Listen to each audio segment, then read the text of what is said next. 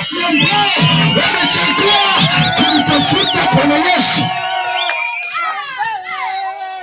Na mimi nakwambia leo, jioni ya leo, sisemi acha kutafuta, endelea kutafuta, lakini katika kutafuta mtazame Bwana Yesu. Maana Bwana Yesu ndiye ambaye anagawa riziki kwa kila mtu.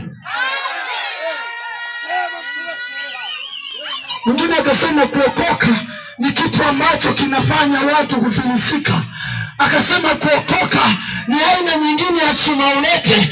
Maana ukienda kanisani utafika utaambiwa sijui namna gani kitu hiki na hiki. Sikiliza, wewe ambao una mtazamo wa namna hiyo, ninaweza kukufananisha na mtu ambaye hatazami mbele, hatazami maisha, nini kitakachoendelea baada ya maisha haya.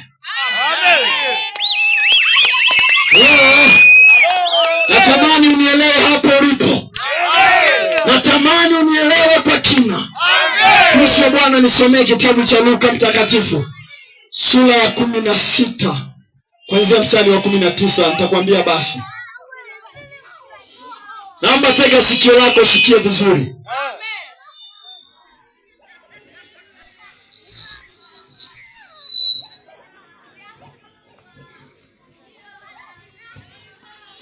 Nitasoma.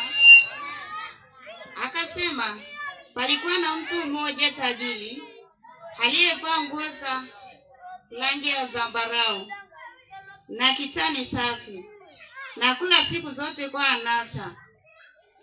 Na maskini mmoja jina lake Lazaro huwekwa mlangoni pake, ana vidonda vingi, naye alikuwa akitamani kushibishwa kwa makombo yaliyoanguka katika meza ya yule tajiri. Hata umbwa